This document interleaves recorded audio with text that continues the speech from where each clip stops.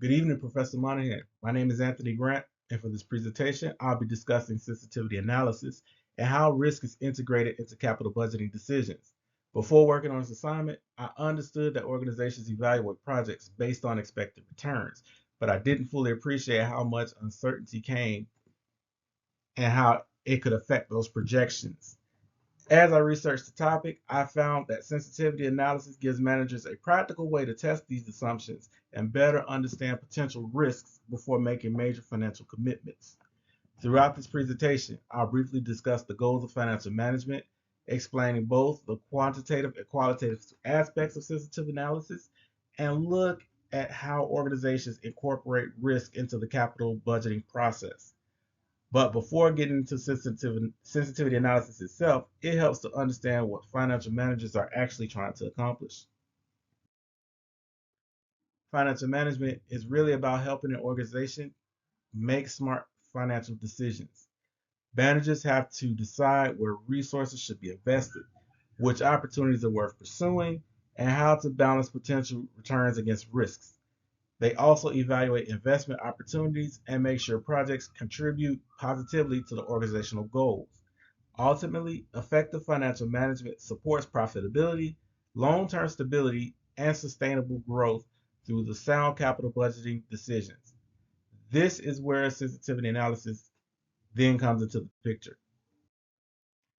Sensitivity analysis helps managers understand what happens when key assumptions change. For example, if sales come in lower than expected or operating costs increase, managers can see how those changes affect the project's profitability. This helps identify which variables create the greatest risks and allows decision makers to prepare for uncertainty before committing any of their resources. A company considering a new product launch, for instance, might discover that a small decline in projected sales significantly reduces the expected return. That will make sales volume a critical risk. So now, how does that actually look in practice? The quantitative side focuses on numbers behind the project.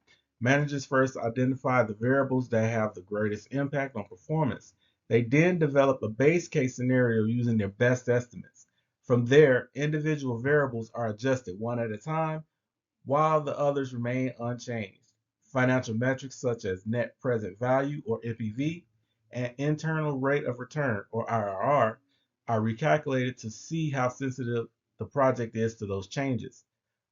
As an example, a 10% decrease in sales volume might reduce the project's NPV by 25%. Even a relatively small change like this can have a significant impact on project outcomes. Of course, not every risk shows up in a spreadsheet. The numbers matter, but they don't always tell the whole story.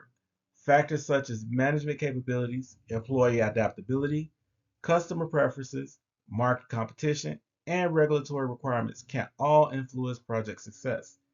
These issues can be difficult to measure, but they're still important because they can affect outcomes in ways that don't always show up in financial calculations. Although sensitivity analysis is primarily quantitative, managers should always consider these qualitative factors as well when evaluating project risk. Once those factors are identified, organizations then will need ways to evaluate those risks. Internal risk assessment methods focus on information generated within the organization. Cash flow forecasting helps estimate future project performance. Break-even analysis identifies the level of activity needed to become profitable. Historical performance can provide useful insight into how similar projects performed in the past, and NPV and IRR calculations can help managers determine whether the expected returns justify the investment costs and associated risks. Organizations also have to look beyond their own operations. Now, since they do have to look beyond their own operations, organizations also have to consider risks that are largely outside of their control. Economic conditions, market demand, competitor actions, interest rates, and government regulations all can affect project outcomes as well. Because of that, managers often use forecast models, industry comparisons, and environmental scanning techniques to evaluate external risks and account for them during the capital budgeting process.